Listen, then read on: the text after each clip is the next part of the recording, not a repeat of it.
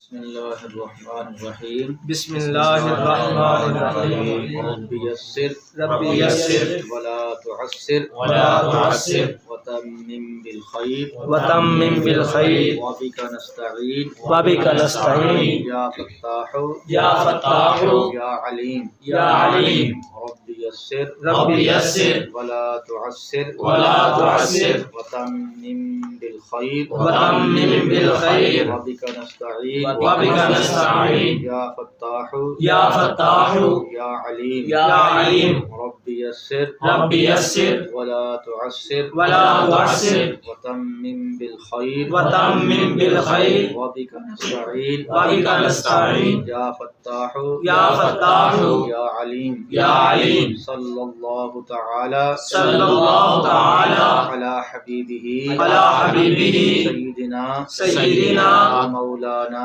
مولانا محمد وعلى آله وأصحابه أجمعين. بسم الله الرحمن الرحيم. بسم الله الرحمن الرحيم. جی پڑھیں الحمد. بسم اللہ الرحمن الرحیم. الحمدللہ المتواحد بجلال ذاتہ وکمال صفاتہ المتقدس فی نعوت الجبروت عن شوائب النقص وسماتہ والصلاة علی نبیہ محمد المؤید بساطع حججہ وواضح بیناتہ وعلی آلہ واصحابہ ہداة طریق الحق وحماتہ. بسم اللہ الرحمن الرحیم. یہ جو ہمارے سامنے کتاب ہے جس کا ہم آغاز کر رہے ہیں یہ ہے جی شرح العقائد. اس کا نام کیا ہے؟ شرح العقائد. شرح العقائد ہے. تو نجم الملہ والدین ابو حفص عمر نصفی رحمۃ اللہ تعالی علیہ نے ایک کتاب لکھی تھی عقائد نامی. جی العقائد نامی ایک کتاب لکھی تھی علم کلام کے اندر. العقائد نامی ایک کتاب لکھی تھی علم کلام کے اندر. علامہ سعد الدین تفتازانی علیہ الرحمہ نے اس کی شرح لکھی ہے.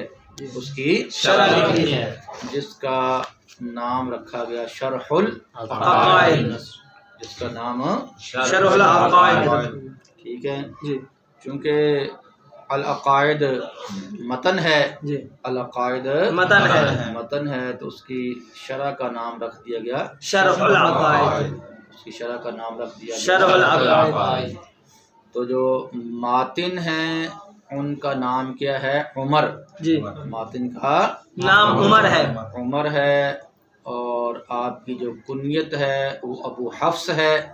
آپ کی جو کنیت ہے وہ ابو حفص ہے. اور آپ کا جو لقب ہے وہ نجم الملہ والدین ہے. جی نجم ملہ والدین ہے.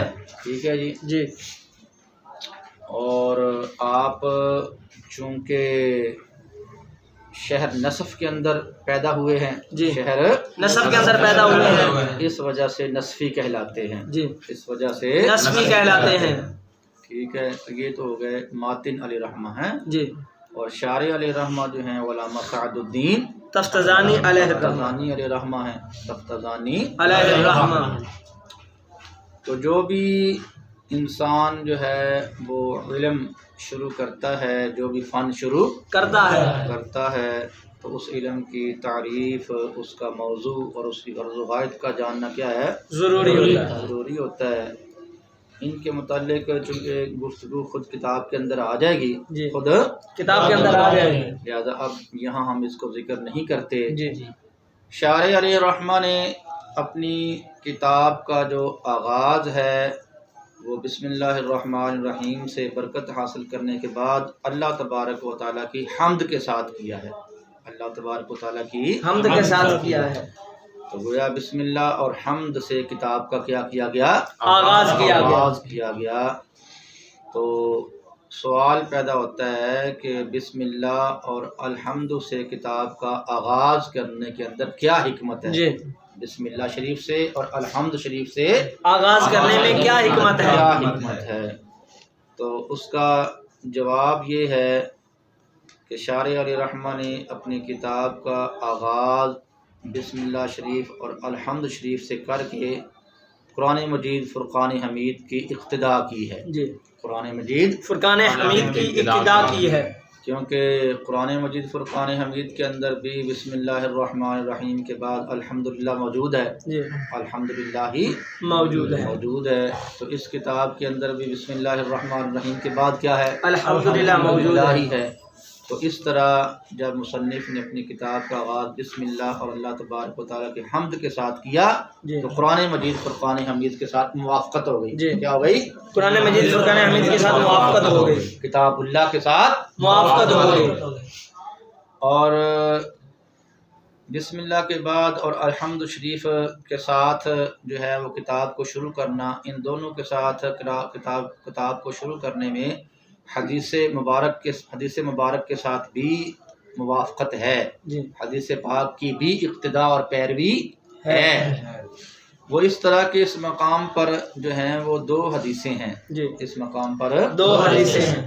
ایک حدیث پاک کا جو مفہوم ہے وہ یہ ہے کہ کل امر ذی بال لم یبدا فیہ بسم اللہ الرحمن الرحیم فہو اقطع او کما قال علیہ السلام، کہ ہر وہ اچھا کام، ذی بال کام، شان والا کام جو اللہ تبارک و تعالیٰ کے نام یعنی بسم اللہ الرحمن الرحیم کے ساتھ شروع نہ کیا جائے تو وہ برکت سے کیا ہوتا ہے؟ خالی ہوتا ہے. وہ برکت سے خالی ہوتا ہے، قلیل البرکت ہوتا ہے، جی ادھورا اور ناقص ہوتا ہے. جی تو یہ حدیث پاک جو ہے وہ اس بات کا تقاضا کرتی ہے کہ اچھے کام کی جو ابتدا ہے وہ بسم اللہ الرحمن الرحیم کے ساتھ ہونی چاہیے.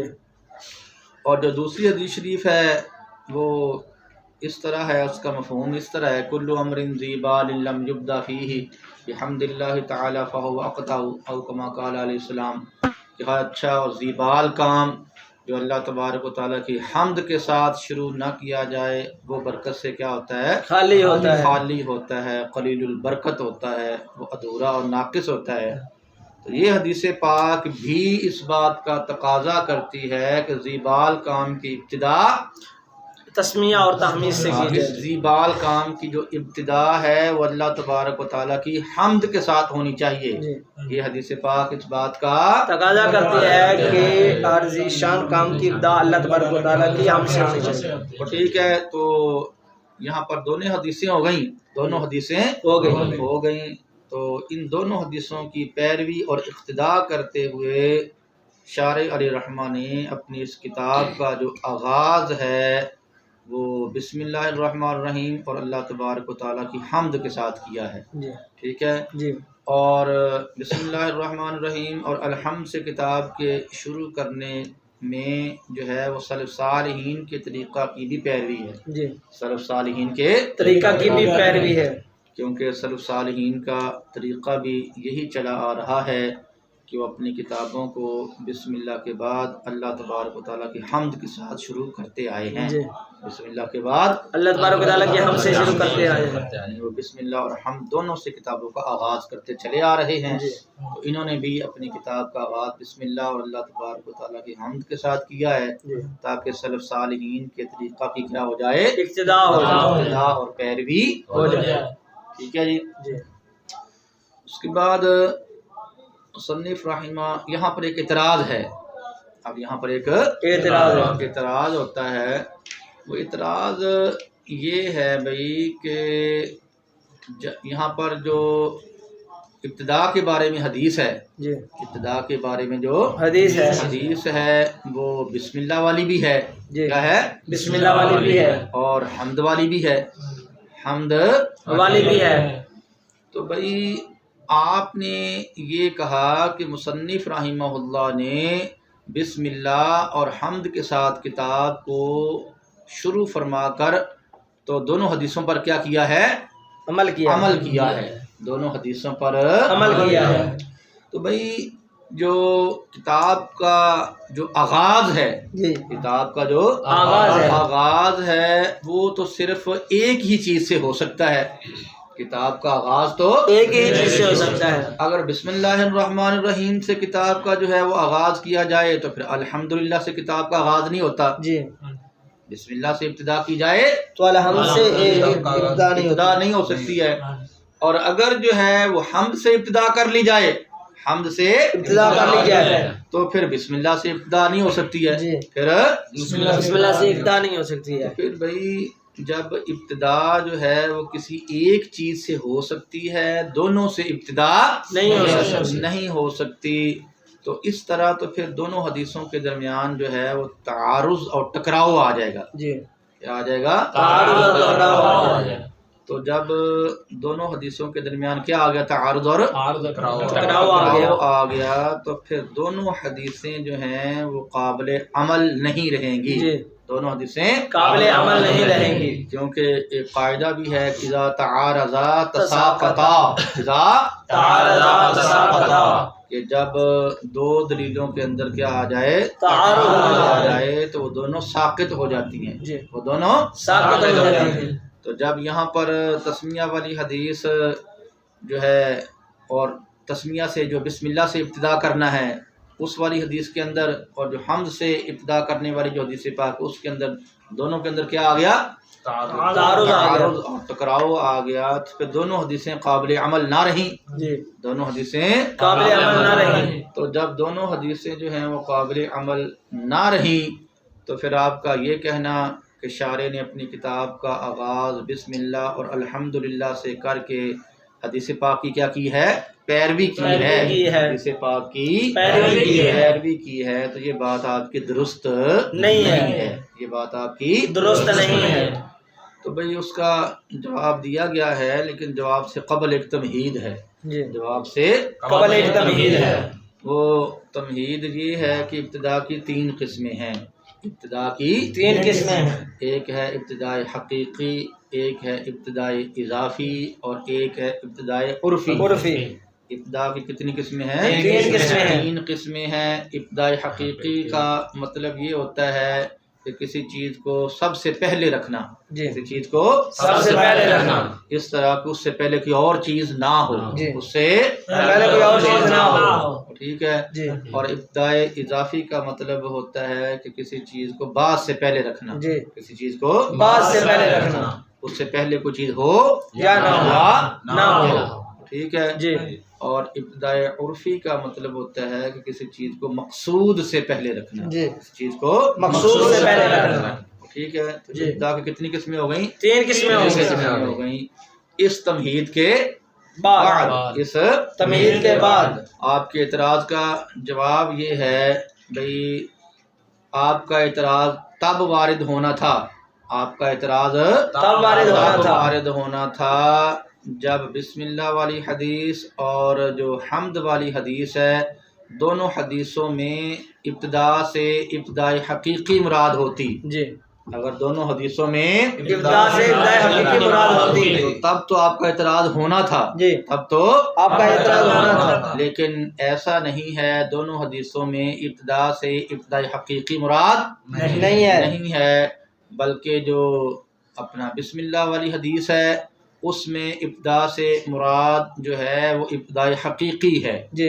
جو بسم اللہ والی حدیث ہے اس سے مراد ابتدا سے مراد ابتداء حقیقی مراد ہے، اور جو حمد والی حدیث ہے اس میں ابتدا سے ابتداء اضافی یا ابتداء عرفی مراد ہے. جی. یا پھر دونوں میں ابتدا سے ابتداء عرفی مراد ہے. جی. یا پھر دونوں میں ابتدا سے ابتداء عرفی مراد ہے. ٹھیک ہے. اور ظاہر بات ہے بیٹا جی کہ بسم اللہ ہو یا الحمد ہو، یہ دونوں ہی مقصود سے پہلے ہے نا جی. جی. یہ کیا ہے؟ دونوں ہی مقصود سے پہلے. اصل مقصود تو فن کے مسائل کو ذکر کرنا ہے نا جی. جی. اصل مقصود تو فن کے مسائل کو ذکر کرنا ہے، کتاب کی جو ہے وہ شرح کرنا ہے.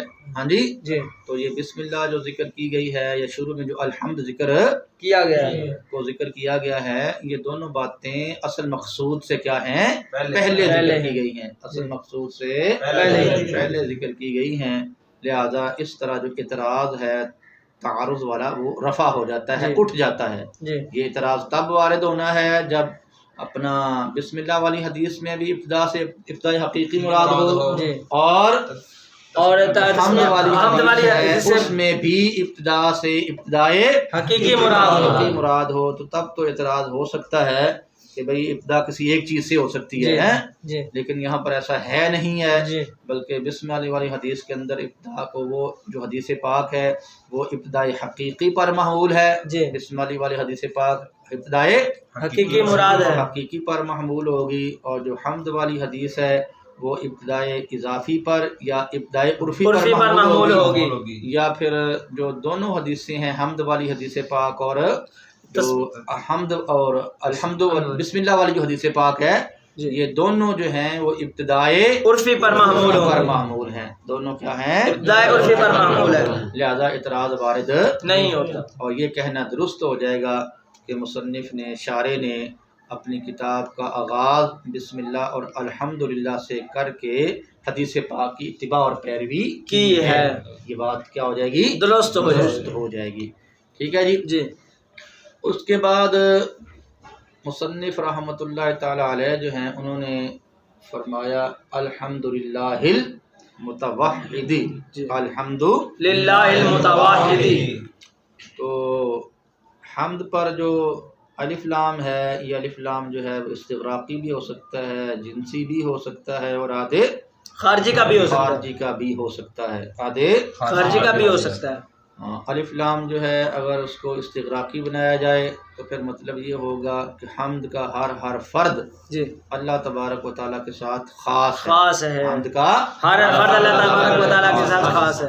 ٹھیک ہے، اور باقی جو مخلوقات کی حمد ہوتی ہے، جو مخلوقات کی حمد ہوتی ہے، وہ بھی چونکہ حقیقت میں خالق کی خالق ہی کی حمد ہے، ٹھیک ہے، جی، لہذا پھر اعتراض وارد نہیں ہوتا۔ نہیں ہوگا، یہ اس اعتراض کی گنجائش نہیں ہوگی بھئی اس جب الف لام کو جو ہے وہ استغراقی بنایا جائے تو پھر تو معنی یہ بنے گا کہ حمد کا ہر فرد اللہ تعالیٰ کے ساتھ خاص ہے، حالانکہ حمد جو ہے وہ مخلوق کی بھی ہوتی ہے، جی، حمد کیا ہے؟ مخلوق کی بھی ہوتی ہے، مخلوق کی بھی ہوتی ہے، کہتے ہیں کہ یہ جو ہے وہ درزی ہے، اس نے کپڑا بہت اچھا سے سلائی کیا ہے، جی، مستری ہے، اس نے یہ مکان بہت اچھا بنایا ہے، جی، تو اس کی بھی کیا ہو گئی؟ تعریف ہو گئی، اس کی بھی تعریف ہو گئی، تعریف ہو گئی۔ تو تعریف جب مخلوق کی بھی ہوتی ہے تو پھر یہ کہنا کہ تعریف کا حمد کا ہر فرد اللہ کے ساتھ خاص ہے، جی، یہ درست تو نہ رہا، جی، یہ درست نہ رہا۔ اس کا جواب ہو گیا کہ جو مخلوق کی حمد ہے وہ حقیقت میں خالق ہی کی حمد ہے، ہاں، جو مصنوع کی حمد ہوتی ہے حقیقت میں وہ صانع ہی کی حمد ہوتی ہے، وہ مخلوق کے اندر جو صلاحیتیں پیدا کی ہیں وہ ساری کس نے پیدا کی ہیں؟ اللہ تبارک و تعالیٰ ہی نے پیدا کی ہیں، ٹھیک ہے، تو ان کی جو حمد ہوگی وہ بھی حقیقت میں اللہ تبارک و تعالیٰ ہی کی حمد تبارک و تعالیٰ ہی کی حمد ہوگی، لہذا پھر یہ کہنا کہ حمد کا ہر فرد اللہ کے ساتھ خاص ہے، یہ درست ہے، یہ کیا ہے؟ درست ہے۔ اور الف لام جو ہے وہ جنسی ہوگا تو پھر مطلب یہ بن جائے گا کہ جن سے حمد اللہ تبارک و تعالیٰ کے ساتھ کیا ہے؟ خاص ہے، اور ٹھیک ہے، جی، اور جب الف لام جو ہے وہ عہد خارجی کا ہوگا، جب الف لام عہد خارجی کا ہوگا، خارجی کا ہوگا تو پھر اس حمد سے مراد وہ والی حمد ہوگی جو اللہ تبارک و تعالیٰ کی ذات نے خود اپنی حمد کی ہے، جی، جو اللہ تبارک و تعالیٰ نے خود حمد کی ہے، ٹھیک ہے، جی، تو وہ خاص فرد جو ہے اس سے مراد ہو جائے گا، ٹھیک ہے۔ جی، اور حمد کا معنی آپ جانتے ہی ہیں، آپ نے دیگر کتابوں کے اندر حمد کا معنی پڑھا ہوا ہے جی، کہ وہ ثناء باللسانی الجمیل الاختیاری، اختیاری کی علی وجہ التعظیمی، علی وجہ التعظیمی، وجہ التعظیمی نعمتاً کانا او غیرہ، ٹھیک ہے نا جی، جی، یہ جو ہے کہ کسی کے جو ہے وصف جمیل پر ہیں، جی، کسی کے اختیاری اچھے وصف پر، کسی کے اختیاری اچھے وصف پر جو ہے وہ تعظیم کے ارادہ سے اس کی کیا کر دینا؟ تعریف کر دینا زبان کے ساتھ، تعریف کر دینا زبان کے ساتھ، زبان کے ساتھ، خواہ وہ نعمت کے مقابلے میں ہو یا غیر نعمت کے مقابلے میں ہو، وہ کیا کہلاتی ہے؟ حمد کہلاتی ہے، وہ کیا کہلاتی ہے؟ حمد کہلاتی ہے۔ تو ظاہر بات ہے کہ جو موتی ہوتا ہے، جو موتی ہوتا ہے، موتی ہوتا ہے، اس کی جو خوبصورتی ہے وہ چونکہ اس کے اختیار کے اندر نہیں ہوتی، موتی کی جو خوبصورتی ہے وہ اس کے اختیار میں نہیں ہوتی، لہذا وہاں پر آپ حمدت اللؤلؤ علی حسنہ نہیں کہہ سکتے، جی حمدت اللؤلؤ لا حسن ہی نہیں کہہ سکتے، وہ ٹھیک ہے، جی ہاں البتہ مدحت اللؤلؤ علی حسنہ کہہ سکتے ہیں، کا کہہ سکتے ہیں، کیونکہ مدح کے اندر جو خوبی ہوتی ہے اس کا اختیاری ہونا ضروری نہیں ہوتا، مدح کے اندر خوبی کا اختیاری ہونا ضروری نہیں ہوتا، جبکہ حمد کے اندر جو خوبی ہوتی ہے اس کا اختیاری ہونا ضروری ہوتا ہے، وہ ٹھیک ہے نا بھائی، جی اور یہاں پر علی وجہ التعظیم، علی وجہ التعظیم، اس قید کو بھی ملحوظ رکھنا چاہیے، کیونکہ اگر یہ قید نہیں لگائی جائے گی تو پھر حمد کی تعریف کے اندر جو استہزاء اور مذاق ہوتا ہے، جو استہزاء اور مذاق ہوتا ہے وہ حمد کی تعریف میں کیا ہو جائے گا، داخل ہو جائے گا، کیا ہو جائے گا، داخل ہو جائے گا۔ وہ دیکھو نا بھی انسان کسی زید کے متعلق مثلا کہتا ہے ماشاء اللہ جی ماشاء اللہ جی، ہمارے بہت بڑے عالم ہیں جی، بہت بڑے ہمارے علامہ صاحب ہیں، تو انسان کا مقصد اس میں تعظیم کرنا نہ ہو بلکہ ان کا تحقیر کرنا، مذاق اڑانا ہو، کیا ہو، مذاق مذاق اڑانا ہو، تو آپ نے ان کی طرف اچھے الفاظ کی نسبت تو کر دی ہے، جی ماشاء اللہ زید صاحب ہمارے کیا ہیں، بہت بڑے عالم ہیں، علامہ صاحب ہیں ہمارے، تو آپ نے زبان کے ساتھ اچھے کلمات کی ان کی طرف نسبت تو کر دی ہے، لیکن چونکہ یہ علی وجہ التعظیم نہیں ہے، علی وجہ التعظیم نہیں ہے، بلکہ مذاق اڑانے کے طریقے پر ہے، کیا ہے، مذاق اڑانے کے طریقہ پر ہے، لہذا اس کو پھر حمد نہیں کہا جائے گا، وہ ٹھیک ہے، جی ہاں بعض کتابوں کے اندر بھی علی وجہ تعظیم کی قید نہیں لگی ہوئی، جی حمد کی تعریف میں تعظیم کی قید نہیں لگی، ہاں اس لیے جو یہ قید لگا دینا اچھا ہے، یہ قید لگا دینا اچھا ہے، عبارت کے اندر ہی اس قید کو ذکر کر دیا جائے، بجائے اس کے کہ یہ قید نہ لگائی جائے، پھر استہزاء کو لے کر اعتراض وارد کیا جائے اور پھر اس کا جواب ذکر کیا جائے، تو شروع ہی سے کیا کیا جائے، اس کو علی وجہ التعظیم کی قید کو لگا دیا جائے، والثناء باللسان علی الجمیل الاختیاری علی وجہ التعظیم نعمتا کانا او غیرہا، اور ٹھیک ہے نا، یہ قید حمد کی تعریف کے اندر شروع ہی سے کیا کر دی جائے، لگا دی جائے تاکہ استہزاء کو لے کر اعتراض وارد نہ کیا جا سکے، اور ٹھیک ہے بھائی، جی اس کے بعد جو ہے الحمد للہ، الحمد للہ، تو اس کے اندر جو لام ہے یہ برائے اختصاص ہے، جی یہ لام برائے اختصاص ہے، جیسے کہ شرح پرمیاتی عامل کے اندر بھی مذکور ہے کہ لام چند معانی کے لیے آتا ہے، ان میں سے سب سے پہلا معنی انہوں نے وہ اختصاص ہی دیا، سب سے پہلا معنی اختصاص ذکر کیا ہے، کہ واللام للاختصاص نحو الجل للفرس، نحو الجل للفرس، اور ٹھیک ہے نا، جی تو لام برائے جو ہے وہ اختصاص ہے، اور اس میں جلالت اللہ، اس میں جلالت اللہ، اللہ جو ہے یہ اس ذات کا علم ہے، جی یہ اس ذات کا علم ہے جو واجب الوجود ہے، جو واجب الوجود ہے، واجب الوجود کا مطلب ہے کہ اس کا ہونا ضروری ہے، جی اس کا ہونا ضروری ہے، اور عدم محال اور عدم، عدم یعنی نہ ہونا محال ہے، جی جو واجب الوجود ہے اس کا ہونا ضروری ہے اور عدم یعنی نہ ہونا محال ہے، اور یہ اس میں جلالت اللہ جو ہے یہ اس ذات کا علم ہے جو واجب الوجود ہے اور تمام صفات کمالیہ کی جامع ہے، تمام صفات کمالیہ کی جامع ہے، اور صفات رذیلہ سے وہ پاک ہے، صفات رذیلہ سے وہ پاک ہے، جو اچھی صفات ہیں، صفات کاملہ ہیں، وہ صفات اس کے اندر پائی جاتی ہیں، ان صفات سے وہ متصف ہے، اور جو گھٹیا صفات ہیں رذیلہ، جو گھٹیا صفات ہیں، صفات رذیلہ ہیں، ان سے وہ پاک ہے، جی ان سے وہ پاک ہے، ٹھیک ہے بھائی، اچھا جی، تو یہ ہو گئی اس میں جلالت اللہ کی تعریف، اس میں جلالت اللہ جو ہے یہ اس ذات کا علم ہے جو واجب الوجود ہے،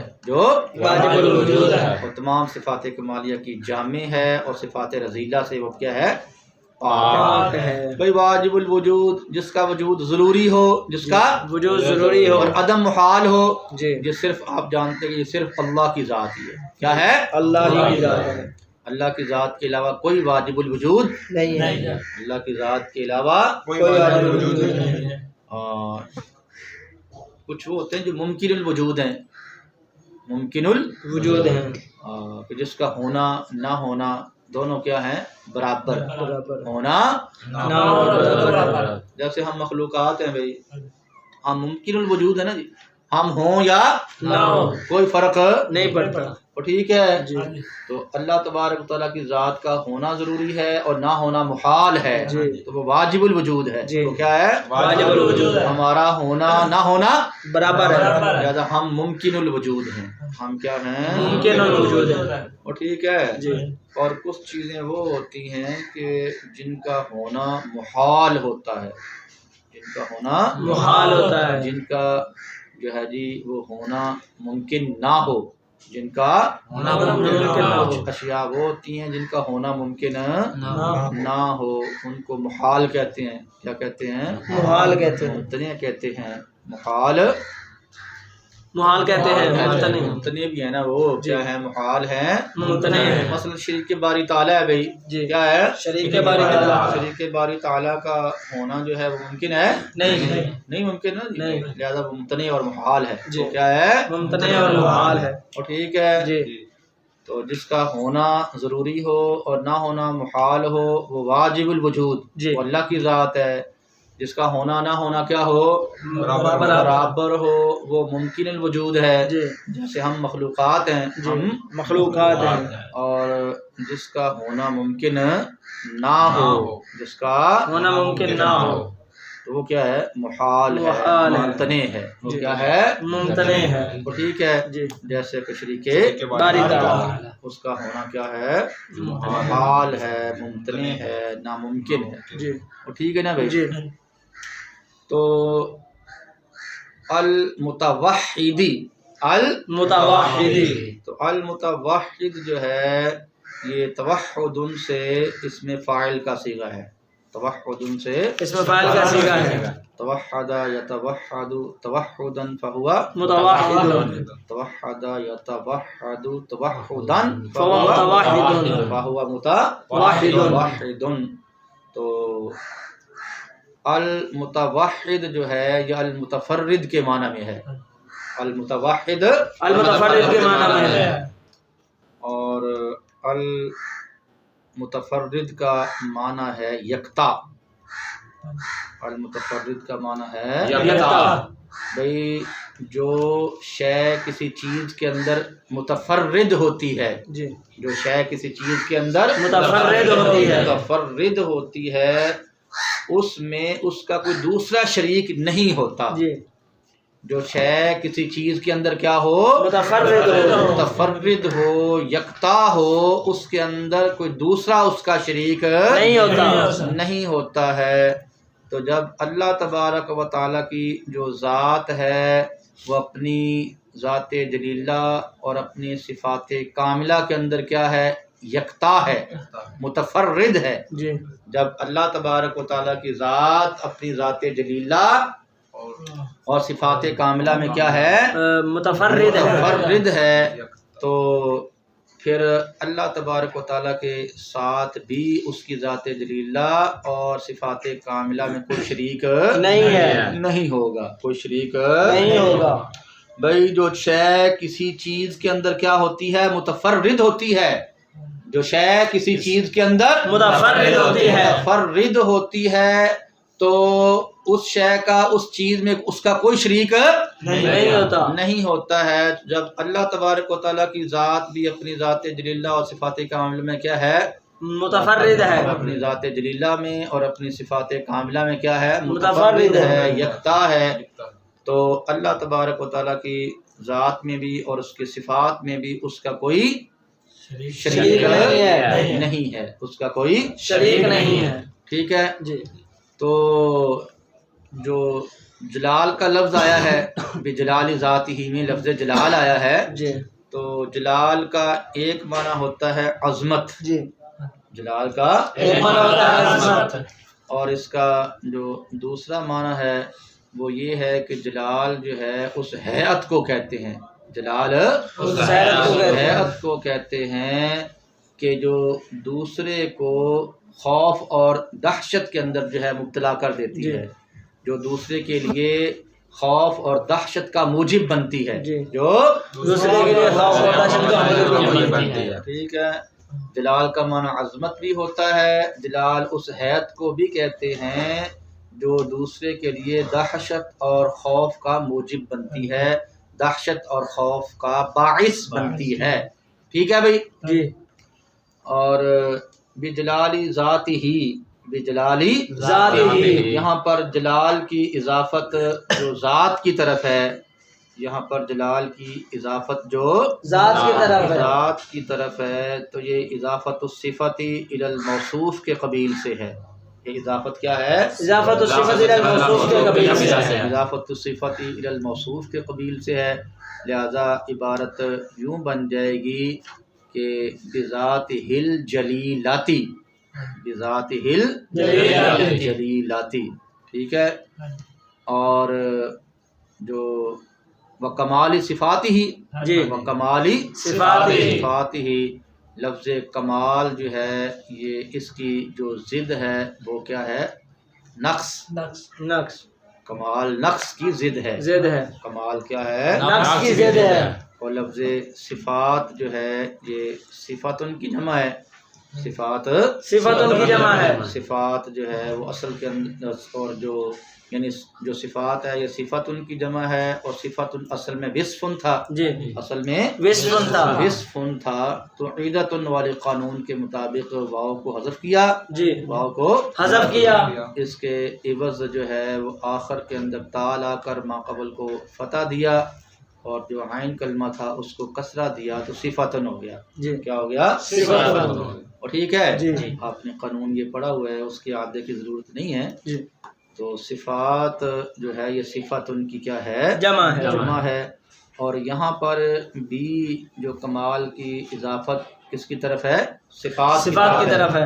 کمال کی اضافت جو صفات کی طرف ہے. صفات کی طرف ہے، تو یہ بھی اضافت الصفت الی الموصوف کے قبیل سے ہے. جی، اضافت الصفت الی الموصوف کے قبیل سے ہے. اصل عبارت جو ہے وہ یوں بن جائے گی وصفات ہل کاملاتی. جی، وصفات ہل کاملاتی. ٹھیک ہے. جی، کہ سب تعریفیں جو ہیں وہ اللہ تبارک و تعالیٰ کے لیے مختص ہیں. سب تعریفیں اللہ تبارک و تعالیٰ کے لیے مختص ہیں، جو اپنی ذات جلیلہ اور اپنی صفات کاملہ میں متفرد ہے، یکتا ہے. سب تعریفیں خاص ہیں اس اللہ کے لیے. سب تعریفیں خاص ہیں اللہ کے لیے. اس اللہ کے لیے جو اپنی ذات جلیلہ میں اور اپنی صفات کاملہ میں متفرد ہے، یکتا ہے، اس کا کوئی شریک نہیں ہے. ٹھیک ہے جی. جی. اور یہاں پر جو صفات کاملہ ہیں، یہاں پر جو صفات کاملہ ہیں، اس سے مراد جو ہیں وہ صفات ثبوتیہ ذاتیہ ہیں.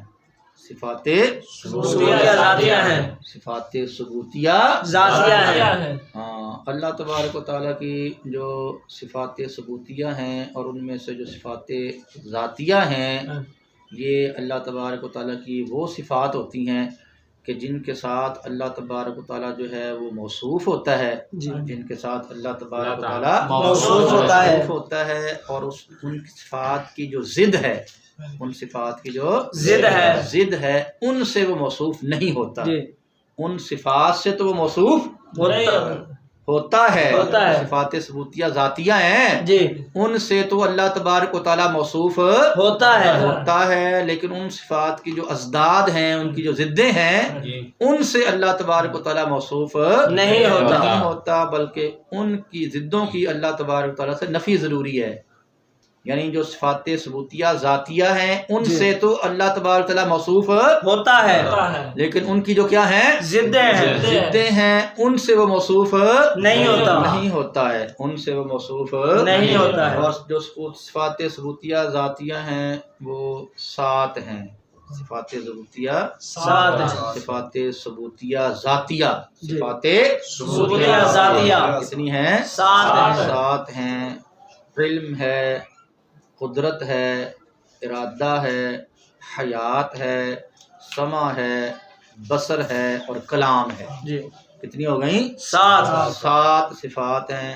اللہ تبارک و تعالیٰ کے لیے جو ہے وہ صفت علم ثابت ہے، وہ علیم ہے۔ جی، اللہ تبارک و تعالیٰ کے لیے صفت علم ثابت ہے، وہ علیم وہ ہے۔ علیم ہے، لہذا اس صفت کی جو ضد جہل ہے، اس صفت کی ضد جو جہل ہے، اس کی اللہ تبارک و تعالیٰ سے نفی ہے، جی، اس کی اللہ تبارک و تعالیٰ سے نفی ہے، اس سے وہ متصف نہیں ہوتا، اس سے وہ موصوف نہیں ہوتا۔ وہ جہل عیب ہے نا بھائی، جی، جہل کیا ہے؟ عیب ہے۔ اور اللہ تبارک و تعالیٰ عیوب سے کیا ہے؟ پاک ہے، اللہ تبارک و تعالیٰ عیوب سے پاک ہے۔ ٹھیک ہے نا بھائی؟ جی، اللہ تبارک و تعالیٰ کے لیے جو ہے وہ صفت قدرت ثابت ہے، جی، اللہ تبارک و تعالیٰ کے لیے صفت قدرت ثابت ہے، وہ قدیر ہے، جی، وہ کیا ہے؟ قدیر ہے۔ ٹھیک ہے، ان اللہ علی کل شیء قدیر۔ اللہ تبارک و تعالیٰ کے ہر چیز پر کیا ہے؟ قادر ہے، جی، ہر چاہت پر وہ کیا ہے؟ قادر ہے۔ قادر ہے۔ ظاہر بات ہے بیٹا، قدرت کی ضد کیا ہوتی ہے؟ قادر نہ ہونا، عاجز ہونا، کیا ہونا؟ عاجز ہونا بھی تو کیا ہے؟ عیب ہے۔ عاجز ہونا بھی تو کیا ہے؟ عیب ہے۔ اور اللہ تبارک تعالیٰ ہر قسم کے عیب سے کیا ہے؟ پاک ہے۔ ٹھیک ہے، جی، اللہ تبارک و تعالیٰ کے لیے جو صفت حیات ہے وہ بھی ثابت ہے۔ جی، اللہ تبارک و تعالیٰ کے لیے صفت حیات بھی ثابت ہے، وہ حی ہے، کیا ہے؟ حی ہے۔ اللہ لا الہ الا هو الحی القیوم، جی، اللہ لا الہ الا هو الحی القیوم۔ ٹھیک ہے نا، یہ اللہ تعالیٰ حی ہے، وہ زندہ ہے، جی، وہ کیا ہے؟ زندہ ہے۔ زندہ ہے، ٹھیک ہے۔ جی، اس کی زندگی کی صرف جو ضد موت ہے، جی، زندگی کی ضد جو موت ہے وہ اللہ تبارک تعالیٰ سے منتفی ہے، منفی ہے وہ ہے، وہ ٹھیک ہے۔ جی، باقی جو ہے وہ اللہ تبارک و تعالیٰ کے لیے جو ہے وہ صفت ارادہ بھی ثابت ہے، اللہ تبارک تعالیٰ کے لیے صفت ارادہ بھی ثابت ہے، ارادہ بھی ثابت ہے، وہ مرید ہے، جی، وہ کیا ہے؟ مرید ہے۔ ارادہ یرید ارادتن فہوا مرید۔ مرید، مرید کا معنی آپ نے یہاں پر یہ کرنا ہے چاہنے والا، جی، ارادہ کرنے والا۔ ہاں، مرید کا کہیں معنی وہ نہ سمجھ لینا کہ جو کسی پیر کا مرید ہوتا ہے، جی، جو کسی پیر کا مرید ہوتا ہے۔ اور ٹھیک ہے، جی، ہاں، قرآن مجید فرقان حمید کے اندر ہے فعال لما یرید، جی، فعال لما یرید۔ اللہ تبارک و تعالیٰ کی ذات جو چاہتی ہے وہی کرتی ہے، جی، ہیں؟ جی، اللہ تبارک تعالیٰ کی ذات جو چاہتی ہے وہی کرتی ہے۔ اور ٹھیک ہے، جی، اور اللہ تبارک و تعالیٰ کے لیے جو ہے وہ صفت سمع بھی ثابت ہے، سمعن، سمعن کا معنی کیا ہوتا ہے؟ سننا۔ حق تعالیٰ کے لیے صفت سمع ثابت ہے، وہ سمیع ہے، وہ جی، کیا ہے؟ سمیع ہے، وہ سننے والا ہے۔ اللہ تبارک و تعالیٰ کے لیے صفت بصر بھی ثابت ہے، وہ بصیر ہے، وہ جی، دیکھنے والا ہے۔ انہو هو السمیع البصیر، انہو وہ السمیع البصیر۔ ٹھیک ہے، اللہ کی ذات سننے والی بھی ہے اور دیکھنے والی بھی ہے۔ اللہ تبارک و تعالیٰ کے لیے صفت کلام بھی ثابت ہے، اللہ تبارک و تعالیٰ کے لیے صفت کلام بھی ثابت ہے۔ اللہ تبارک و تعالیٰ کی ذات متکلم ہے، جی، کیا ہے؟ متکلم ہے، کلام فرمانے والی ہے، کلام فرمانے والی ہے۔ وہ ٹھیک ہے نا۔ جی، باقی اللہ تبارک و تعالیٰ کا جو کلام ہے وہ حروف سے پاک ہے، جی، وہ کیا ہے؟ حروف سے پاک ہے، حروف سے پاک ہے۔ ہم کلام کرتے ہیں تو ہمارے کلام کے اندر حروف ہوتے ہیں نا جی، جی، ہمارے کلام کے اندر حروف ہوتے ہیں، لیکن اللہ تبارک و تعالیٰ کی جو ذات ہے حروف سے کیا ہے؟ پاک ہے۔ کے حروف نہیں ہوتے، جی، ٹھیک ہے۔ جی، وہ ذات متکلم ہے، جی، وہ ذات کیا ہے؟ متکلم ہے۔ وہ ٹھیک ہے۔ جی، تو ظاہر بات ہے جو بیٹا متکلم نہ ہو پھر وہ گنگا ہوگا، پھر جی، بول نہیں سکے گا نا جی۔ جی، اور یہ اس سے، اس کی ضد سے اللہ پاک ہے، جی، اس کی ضد سے اللہ پاک ہے۔ اور سنا ہے بچوں، جی، تو کمال صفات ہی جی کمالی صفات ہی اس سے مراد جو ہیں وہ اللہ تبارک و تعالیٰ کی صفات ثبوتیہ ذاتیہ ہیں. جی اس سے مراد اللہ تبارک و تعالیٰ کی صفات ثبوتیہ ذاتیہ ہیں. اور وہ کتنی ہیں؟ 7 ہیں. علم ہے، قدرت ہے، حیات ہے، ارادہ ہے، سمع ہے، بصر ہے اور کلام ہے. جی ٹھیک ہے جی. جی اس کے بعد ہے جی المتقدس فی نعوت الجبروت. المتقدس فی نعوت الجبروت. تو یہ المتقدس جو ہے یہ تقدس سے اس میں فاعل کا صیغہ ہے. یہ کیا ہے؟ تقدس سے اسم فاعل کا صیغہ ہے. تقدس یتقدس تقدسا فہو متقدس. متقدس. تو المتقدس بمعنی المتطہر کی ہے. المتقدسی بمعنی المتطہر کی ہے جو پاک ہے. جی جو کیا ہے؟ پاک ہے. فی نعوت الجبروت. جی نعوت نعت کی جمع ہے. جی نعوت نعت کی جمع ہے. نعت کی جمع ہے. نعت صفت کو کہتے ہیں. نعت صفت کو کہتے ہیں. اور جو جبروت ہے، جو جبروت ہے یہ ملکوت کے وزن پر ہے. یہ ملکوت کے وزن پر ہے اور جبر کا مبالغہ ہے. ملکوت کے وزن پر ہے اور جبر کا کیا ہے؟ مبالغہ ہے. اور یہاں پر جو نعوت الجبروت ہے، نعوت جبروت ہے، اس سے جو مراد ہیں وہ صفات سلبیہ ہیں. کیا ہیں؟ صفات سلبیہ. نعوت الجبروت سے مراد صفات سلبیہ ہیں. صفات سلبیہ ہیں. سلبیہ ہیں کہ جو اللہ تبارک و تعالیٰ سے جن کی نفی ضروری ہے، جن سے اللہ تبارک و تعالیٰ کی نفی ضروری ہے، جو اللہ تبارک و تعالیٰ کے لیے ثابت نہیں ہو سکتی جی ہیں. جس طرح کی یہ جسم ہونا ہے. جی کیا ہونا ہے؟ جسم ہونا ہے. تو اللہ تبارک و تعالیٰ جسم نہیں ہے. جی اللہ تبارک و تعالیٰ جسم نہیں ہے. ٹھیک ہے. اللہ تبارک و تعالیٰ مرکب بھی نہیں ہے. ٹھیک ہے. اللہ تبارک و تعالیٰ زمانی بھی نہیں ہے. اللہ تبارک و تعالیٰ مکانی بھی نہیں ہے. ٹھیک ہے. جی تو نعوت الجبروت سے مراد کیا ہے؟ صفات سلبیہ. نعوت الجبروت سے مراد صفات سلبیہ ہے. باقی یہ جبروت کا جو معنی ہے یہ رفعت و عظمت و کبریائی.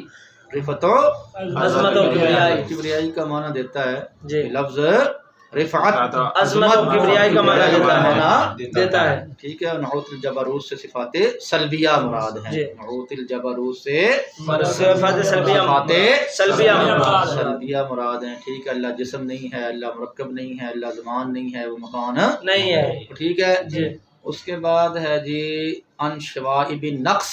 جی کیا جی؟ ان شوائب النقص. لفظ شوائب جو ہے یہ شائبۃ کی جمع ہے. جی جی یہ کیا ہے؟ شائبۃ کی جمع ہے. اور شائبۃ جو ہے یہ شعب سے بنا ہے. یہ شعب سے بنا ہے. اور شعب کا معنی ہوتا ہے الخلط. خلط ملنا.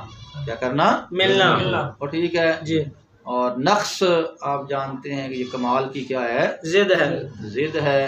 اور لفظ سمات جو ہے یہ سیمتن کی جمع ہے. جی یہ سیمتن کی جمع ہے. سیمتن کی جمع ہے. اور سیمتن اصل میں وسمن تھا. جی اصل میں وسمن تھا. عیداتن والے قانون کے مطابق واو کو حذف کیا، اس کے بدلے آخر میں تا لائے، ما قبل کو فتح دیا اور عین کلمہ کو کیا کر دیا؟ کسرہ دے دیا. عین کلمہ کو کسرہ دے دیا تو وسمن سے سیمتن بن گیا. جی وسمن سے سیمتن بن گیا. سمت کا معنی ہوتا ہے علامت و نشانی. جی اور سمات کا معنی ہوگا علامات. جی نشانیاں. جی آ جائے گا نشانیاں. اور ٹھیک ہے. جی اور اس کا معنی یہ بنے گا المتقدس فی نعوت الجبروت عن شوائب النقص و سماتی، کہ وہ اللہ جو پاک ہے، وہ اللہ جو پاک ہے نقص کی آمیزشوں سے، نقص کی آمیزشوں سے اور اس کی علامات سے. جی وہ اللہ جو اپنی رفعت اور عظمت والی صفات میں، جی وہ اللہ جو اپنی رفعت و عظمت والی صفات میں پاک ہے. جو اپنی رفعت و عظمت والی صفات میں پاک ہے۔ کس سے پاک ہے؟ نقص کی آمیزشوں سے اور اس کی علامات سے۔ نقص کی آمیزشوں سے اور اس کی علامات سے کیا ہے؟ اس سے وہ پاک ہے۔